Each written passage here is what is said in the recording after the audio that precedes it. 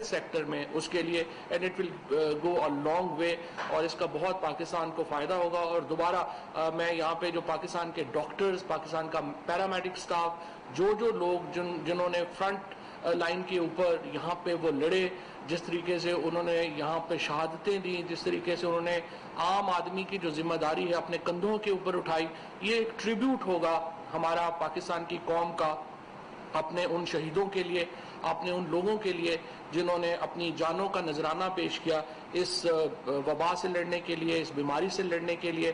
اور انشاءاللہ تعالی یہ جو ہمارا سفر ہے، یہ مشکلات تو ہمیشہ آتی ہیں، مشکلات آتی ہیں، انسان ان سے لڑتا ہے، دبرد آزما ہوتا ہے، اور انہی کلیمٹیز کو، انہی چیلنجز کو فتح کرنے کا ہی آپ جو ہے فتح کر کے ہی آپ عظمت کی طرف جاتے ہیں، آپ ایک عظیم قوم بنتے ہیں. اور انشاءاللہ تعالی جس طرح سے پرائم منسٹر صاحب کی لیڈرشپ کے اندر پاکستان کی قوم نے اس کلیمٹی کا مقابلہ کیا ہے، اور جس طریقے سے ہم آگے بڑھ رہے ہیں، مجھے پوری امید ہے کہ ہمارا مستقبل ایک شاندار مستقبل ہے. بہت شکریہ ڈاکٹر صاحب.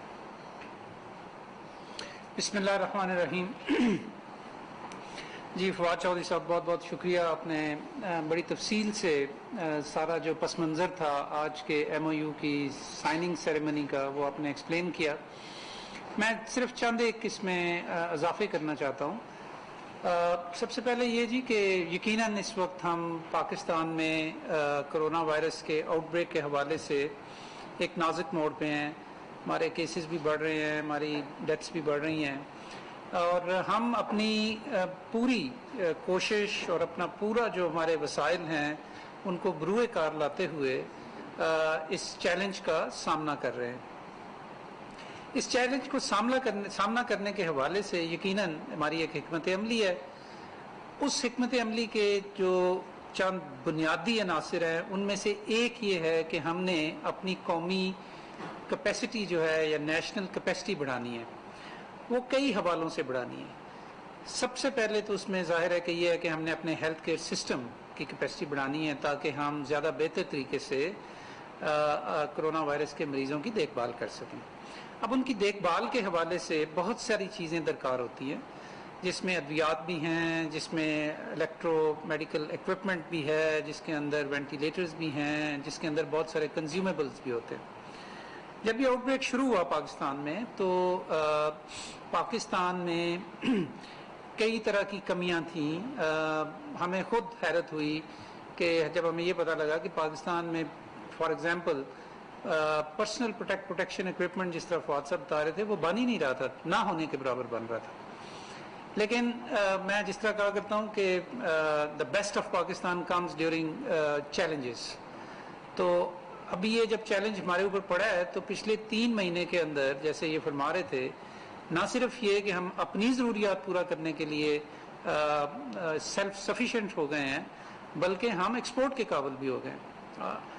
اسی طرح یہ ایک کیپیسٹی بلڈنگ کے حوالے سے ہمیں ضرورت محسوس ہوئی کہ ہمارا جو ریگولیشن ہے یا جو ہمارا کنٹرول ہے ایسی ادویات کے اوپر یا ایسے انسٹرومنٹس کے اوپر، ایکوپمنٹس کے اوپر کہ جو درکار ہیں کرونا وائرس کے مریضوں کی دیکھ بھال کے لیے، ان کے اس نظام کو بھی مضبوط کیا جائے.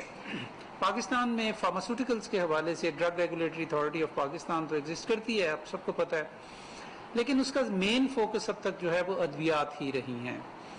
گو کہ ہم نے کچھ عرصے سے جو میڈیکل ایکوپمنٹ ہے یا جو میڈیکل ڈیوائسز ہیں ان کو بھی اپنے حلقے میں شامل کر لیا تھا، لیکن اس کے لیے ہماری اپنی کیپیسٹی بہت زیادہ اسٹرانگ ابھی نہیں تھی.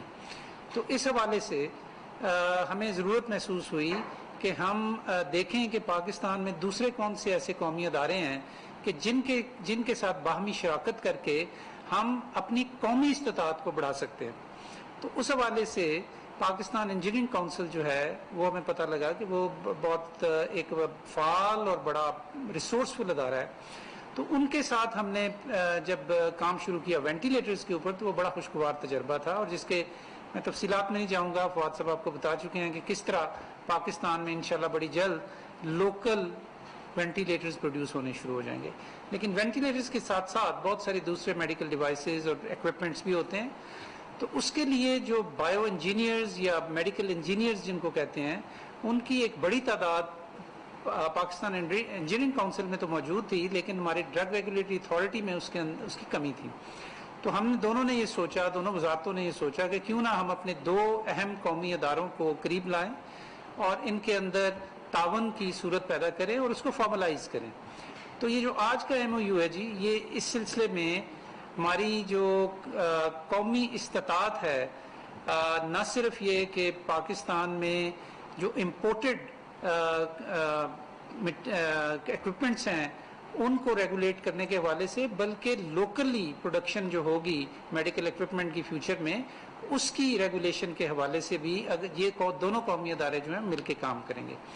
تو اس حوالے سے ہم آج ایک ایم او یو سائن کرنے جا رہے ہیں جو کہ ہمیں بہت آگے لے جائے گا اس حوالے سے کہ جب یہ چیزیں ایکسپورٹ ہونی شروع ہوں گی پاکستان سے، تو جو امپورٹنگ کنٹری ہیں ان کو یہ اعتماد ہوگا کہ پاکستان میں مضبوط ریگولیشن ہے، ریلائبل ریگولیشن ہے کہ جس کے تحت یہ چیزیں وہ وصول کر سکتے ہیں.